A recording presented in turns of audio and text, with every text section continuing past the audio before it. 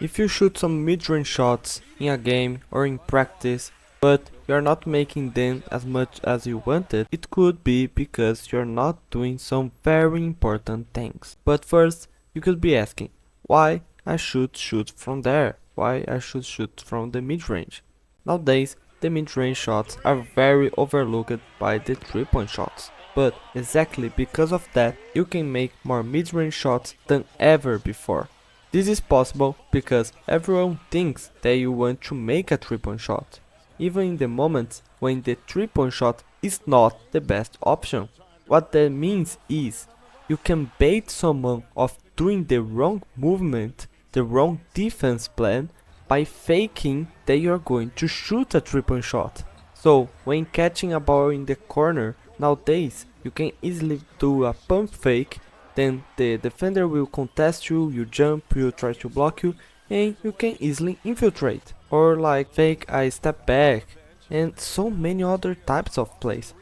Just because the defender is so worried about the 3-point shot, and he forgets about the mid-range shot. Now that you understand how powerful could be the mid-range shot for you, you need to also understand that shooting mid-range shots are going to be different than shooting 3-point shots. So you need to do some things different here than behind the line.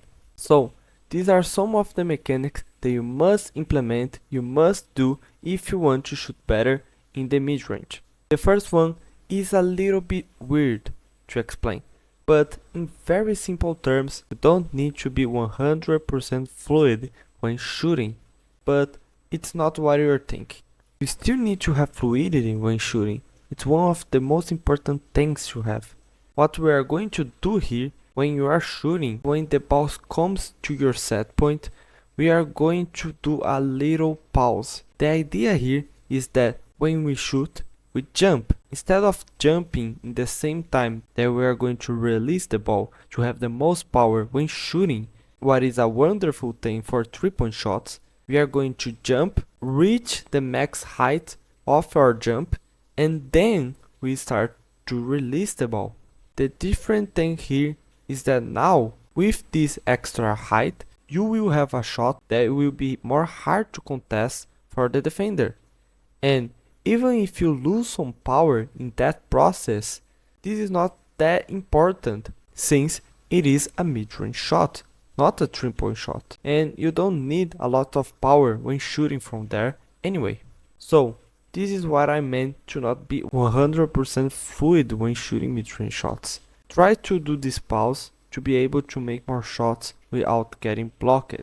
But differently than 3-point shots, the mid-range shots don't need you to maximize your power and precision to shoot well. And this is also the reason that most of the mid-range shots are pull-ups, fadeaways, step backs, etc. So, in 99% of the times, you will shoot shots like those. So, you will need to have a great footwork. This is probably the most important thing about the mid-range shots. And there are only two types of footwork that you can do effectively in a game: the 1-2 and the hop.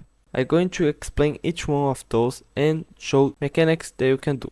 The 1-2 is the most used in pull-ups.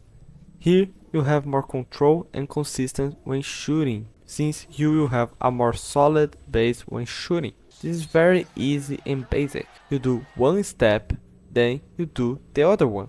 Now the sequence of the steps should be like this. Your first step should be with your inside foot and then your outside foot.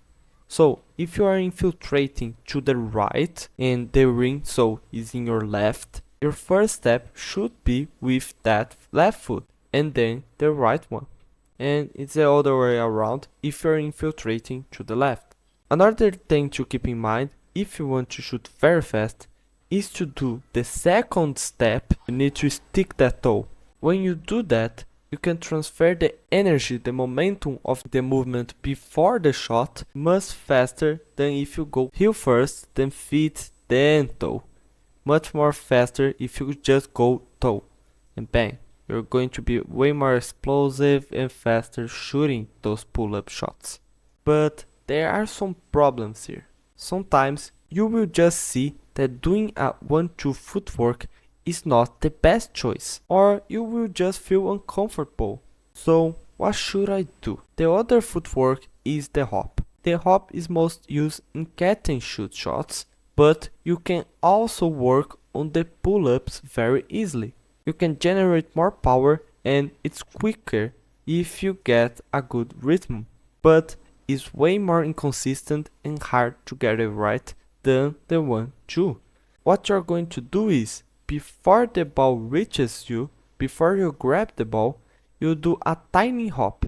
The idea is to pick the ball in the air, and when you get down on the ground again, you convert all that momentum of the jump into your jump shot, gaining more power and shooting the ball very quickly. The only downside of that is you must do your jump shot very fast, and this can be hard for a lot of people and very uncomfortable too if you are a beginner. And also getting that timing right of jumping before the ball, falling and using all the momentum needs to be fast is very hard.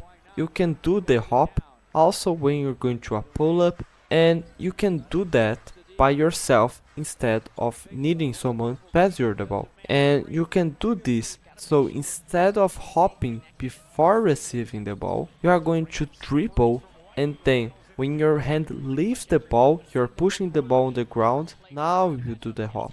Then you catch it in the air when the ball goes back to you, and now it's just doing your jump shot. Being a good mid-range shooter can be a great thing even in this 3-point shot high volume era. But it is important to know that you need to do some things differently to be great in this range. And I hope with this video I help you on that thing. Comment below what you think this should be the next video about, and I will see you there.